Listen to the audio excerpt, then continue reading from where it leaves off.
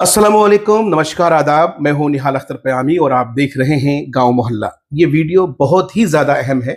मैं आप सबों से विनम्र आग्रह करता हूं, गुजारिश करता हूं कि वीडियो को स्किप नहीं करना है, वीडियो को आखिर तक देखना है। साथियों, इस वक्त वक्फ संशोधन कानून को लेकर दो तरह की बातें हो रही हैं। सरकार की तरफ से वक्फ संशोधन कानून की जो फायदे हैं वो गिनाए जा रहे हैं। सरकार का दावा है कि दरअसल ये कानून मुसलमानों के लिए, विशेषकर दबे कुचले मुसलमानों के हित के लिए बनाया गया है। सरकार का दावा है कि ये जमीनें जो धनबल वाले लोग हैं या बाहुबल लोग हैं उनके कब्जे में है, वहां से निकाल के सरकार जो है गरीब, यतीम, मिस्कीन ऐसे लोगों की मदद करना चाहते हैं, रिफाई और फलाही काम करना चाहते हैं। अब सवाल यह है कि सरकार के दावे और जमीनी हकीकत दोनों में फर्क कितना है, अंतर कितना है, ये जानने के लिए हम इस वक्त मौजूद हैं मास्टर मुजाहिद साहब के साथ। और आप सबों ने देखा कि वक्फ संशोधन कानून को लेकर शुरू दिन से ये जद्दोजहद कर रहे हैं। टेक्निकल चीजें हैं जिनको समझना बेहद जरूरी है। क्या कहते हैं सर? बहुत बहुत शुक्रिया निहाल अख्तर क़यामी साहब, मुझसे बात करने के लिए। आपने बहुत ही अहम जी सवाल मुझसे पूछा है कि वक्फ संशोधन कानून पास होने के बाद एनडीए के लोगों द्वारा जो वक्फ अमेंडमेंट एक्ट 2025 है उसके फायदे गिनाया जा रहा है। जी जी कि ये कानून गरीब पसमानदा मुसलमानों के हक में है और जो है वक्फ की संपत्ति को बचाने के लिए है। जी। लेकिन जो कानून पास हुआ है, पार्लियामेंट से बिल पास होने का जो कानून बन गया, जब आप उसका स्टडी करेंगे तो इस में कहीं भी कोई ऐसा प्रोविजन नहीं है जिससे उनके दावे सही साबित हो। एक्चुअल में ये कानून है वक्फ की संपत्ति को लूटने का, कब्जा करने का। अच्छा। और लोगों को का ध्यान बटाने के लिए ये सब बातें कर रहे। जब देश के गृह मंत्री जी अमित शाह जी जब वक्फ बिल पर पार्लियामेंट में चर्चा हो रहा था, कितने जोर जोर से चिल्ला कर बोल रहे थे कि कोई भी सेंट्रल वक्फ काउंसिल या वो स्टेट वक्फ बोर्ड में कोई भी नॉन मुस्लिम या हिंदू मेंबर नहीं होगा। एक गृह मंत्री, देश का होम मिनिस्टर का पार्लियामेंट के अंदर बोला है। जी। आप गजट नोटिफिकेशन देख लीजिए जी। क्या है। सेंट्रल वक्फ काउंसिल में 2 नॉन मुस्लिम और जो है स्टेट वक्फ बोर्ड्स में 2 non Muslim ex officio member को छोड़ करके। जी। अगर इसी तरह ये रह गया तो जो कहीं पर ये हो जाएगा कि वो जो बोर्ड होगा या काउंसिल होगा उसमें ज्यादातर नॉन मुस्लिम लोग ही आ जाएंगे, अगर एक्स ऑफिसियो को अगर जोड़ लेंगे तो एक बात समझ लें सर। जी जी। नॉन मुस्लिम अगर आ गए तो इसमें क्या दिक्कत है सर? दिक्कत ये है कि भाई वक्फ पहले तो समझिए एक इस्लामिक कंसेप्ट है जी। ये कोई सरकार का दी हुई कोई चीज जो है विभाग या डिपार्टमेंट नहीं है। प्रोफेट मोहम्मद सल्लल्लाहु अलैहि वसल्लम के वक्त से इसकी शुरुआत हुई और तब से कंटिन्यू कर रहा है।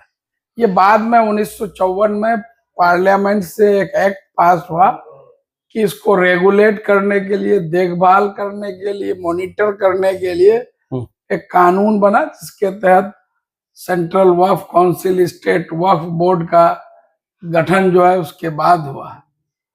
लेकिन तो ये भी एक सच्चाई है ना सर कि वक्फ की जितनी सारी प्रॉपर्टीज हैं उसके बेनिफिट्स अगर सही तरीके से डिस्ट्रीब्यूट होता तो आज सरकार आप पर सवाल नहीं खड़े करती है। क्या ये भी सवाल सही है। आप जो बोल रहे हैं कि ये बिल्कुल ये सही है कि अपनों ने ही वक्फ की संपत्ति को बहुत खुर्द-बुर्द किया है, चाहे मुतवल्ली हो, चाहे स्टेट वक्फ बोर्ड हो या कई लोग पावरफुल हो। ये बिल्कुल।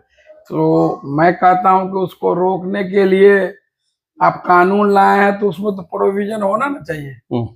पहले के कानून में जो वक्फ अमेंडमेंट एक्ट 1995 1995 उसी में ये संशोधन, उसमें था कि कोई मुतवल्ली अगर गड़बड़ी करेगा वक्फ की संपत्ति में तो उसको जेल जाना पड़ेगा। नॉन अवेलेबल वारंट उस पर होगा, उस नॉन अवेलेबल सेक्शन में उस पर केस होगा। और अब क्या होना? अब नए एक्ट में कर दिया कि नहीं, उस पे जो केस होगा वो अवेलेबल होगा। तो इसका मतलब कि आप वक्फ की संपत्ति को लूटिए, खुर्द-बुर्द कीजिए, आपको जेल जाना नहीं पड़ेगा। नंबर 1 जी। नंबर 2, आपने वक्फ अमेंडमेंट एक्ट 2025 के तहत आपने लिमिटेशन एक्ट को वक्फ की प्रॉपर्टी पर लागू कर दिया।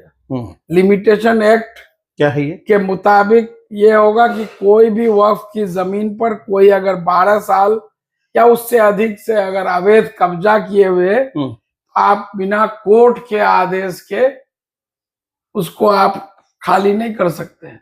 अच्छा। इससे क्या होगा कि जो कब्जादारी है उनका दावे को आपने जायज ठहरा दिया और कोर्ट में मामला जाएगा तो 10 साल, 20 साल, 25 साल, 30 साल तब तक आपकी संपत्ति से आप हाथ धोड़ेंगे। सही बात है। आपकी नीयत अगर सही रहती तो आप वक्फ की प्रॉपर्टी को पब्लिक प्रॉपर्टी घोषित कर देते कि कोई भी अगर उसमें अवैध कब्जा किया है विदाउट एनी कोर्ट इंटरवेंशन, आप तत्काल जैसे पब्लिक प्रॉपर्टी को, कहीं सरकारी जमीन को कोई अवैध कब्जा है, बिना किसी नोटिस के ले आते हैं, बुलडोजर ले आके ढहा देते हैं। तो ये अगर आपको अगर कब्जा से बचाना था तो आपको पब्लिक प्रॉपर्टी घोषित करना, आपने क्या कर दिया, लिमिटेशन एक्ट कर दिया। उसमें फिर जो है आपने उसको जो है गड़बड़ी करेगा तो अवेलेबल सेक्शन में केस होगा। सर तो आपके कहने और कथनी में आप कौन सा प्रोविजन लाए हैं? जो नेता ये दावा करते हैं, जो ये बयान देते हैं, तो आप पत्रकारों को पूछना चाहिए इसमें कौन सा प्रोविजन ऐसा है जिससे गरीब, फायदा होगा, शोषित, पसमानदा मुसलमानों को जो है फायदा होगा। तो वक्फ की संपत्ति का सही देखभाल होगा, वक्फ की संपत्ति आपकी सुरक्षित होगी। तो यही एक चीज मैं उसके बाद और इसमें देख लीजिए कहाँ इन्होंने आपने वक्फ जो आज जो है प्रोफेट मोहम्मद सल्लल्लाहु अलैहि वसल्लम के वक्त से आता है, और पहले जो भी वक्फ होता था वो जबानी बोल दिए कि भाई ये जमीन, ये जायदाद इतना, ये जो उस वक्त रजिस्ट्री का भी कंसेप्ट नहीं था, तो वो वक्फ हो गया और वक्फ के तौर पर इस्तेमाल होगा, जिसको कहा जाता है वक्फ बाई यूजर्स, इस्तेमाल के तौर पर। उसमें जो मस्जिद है, ईदगाह है, इमाम बाड़ा है, कब्रिस्तान है।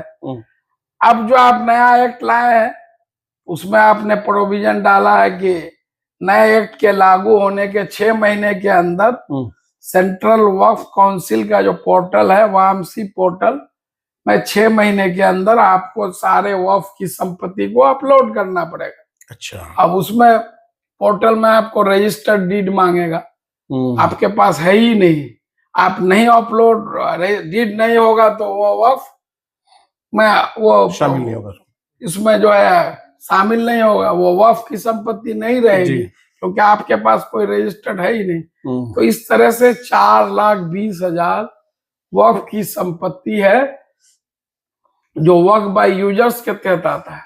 ये सारी संपत्तियां नहीं रहेंगी क्योंकि पोर्टल पर वो अपलोड ही नहीं हो पाएगा, जाहिर डॉक्यूमेंट्स नहीं उनके पास में।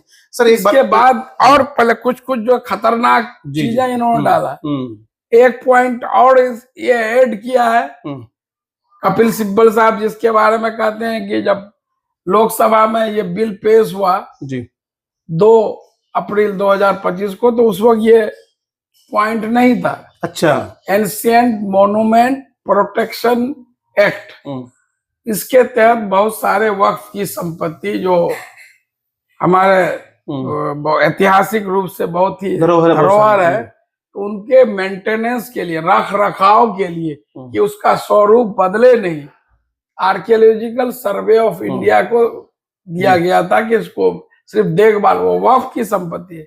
लेकिन अब ये कह रहा है कि जो एंशिएंट मॉन्यूमेंट प्रोटेक्शन एक्ट के तहत जो भी संपत्ति होगी वो इस एक्ट के लागू होने से वो वक्फ की नहीं रहे। उसमें जामे मस्जिद भी आपका आ जाएगा, जितने भी हिस्टोरिकल प्लेसेस हैं। तो ये सारे आप खुद सोच लीजिए।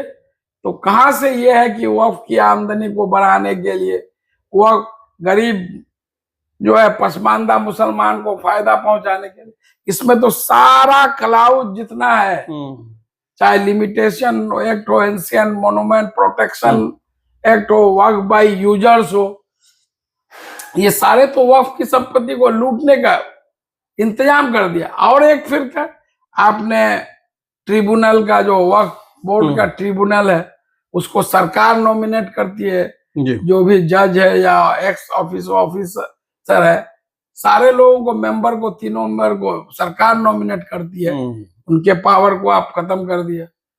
कोई मुसलमान ऑर्गेनाइजेशन, मुस्लिम तंजीम ऐसा नहीं है कि उसको नॉमिनेट करता है। वक्फ बोर्ड के पावर को खत्म कर दिया। उसमें एक और खतरनाक पॉइंट है, कोई वक्फ की संपत्ति है जी, उस पर किसी ने दावा कर दिया, वो दावा कोई भी, एक इंडिविजुअल भी हो सकता है, सरकार का भी हो सकता है। तो इसमें कहा, अगर डीएम के यहाँ अगर उसकी आवेदन पड़ता है तो उस दिन से जब तक वो फैसला नहीं हो जाए, आवेदन पढ़ने पर से सिर्फ वो वक्फ की संपत्ति नहीं रहेगी। तो इसलिए जो लोग ये बोलते हैं, तो उनके मुंह पर वो जो वक्फ अमेंडमेंट एक्ट 2025 पूरा उसके सामने पटक दीजिए कि भाई कौन क्लाउज आप लाए हैं। तो ये जो गरीब पसमानदा मुसलमानों के लिए, या वक्फ की आमदनी बढ़ाने के लिए, वक्फ की संपत्ति को बढ़ाने के लिए, सुरक्षित रखने के लिए, इसमें तो सारा इंतजाम आपने कर दिया है कि वक्फ को सब लूट लाट के सरकारी इंतजाम आपने कर दिया। ये बात सही है कि जितनी संपत्ति है वक्फ की, उसका अगर सही से मैनेजमेंट हो, सही से मेंटेन हो, तो मैं समझता हूं कि सैकड़ों यूनिवर्सिटी और जो है मेडिकल कॉलेज चल सकते हैं। साथियों, हम में से बहुत सारे लोग ऐसे हैं जिनको वक्फ संशोधन कानून के बारे में पता ही नहीं है। और इनफैक्ट मुझे भी बहुत सारे क्लॉज जो है वो मालूम नहीं थे, जो अभी सर बता रहे हैं। एक चीज समझना चाहूंगा सर, इस तरह से आप बता रहे हैं कि भाई कानून में ये जो चीजें की गई है, निश्चित रूप से कुछ ऐसे पर्सनालिटीज हैं या सरकार के कब्जे में प्रॉपर्टीज हैं, कहीं उनको भी फायदा पहुंचाने के लिए भी सब किया जा रहा है। निश्चित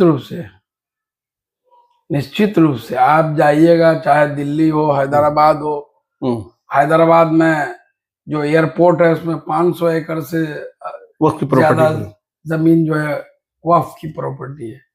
उसी तरह वहां पर 1400 एकड़ एक वक्फ स्टेट है, समखान वक्फ स्टेट, उसकी 1400 एकड़ जमीन जो है मल्टीनेशनल कंपनी को लीज कर दिया है अगेंस्ट ट्रिब्यूनल ऑर्डर, वक्फ बोर्ड के मर्जी के खिलाफ।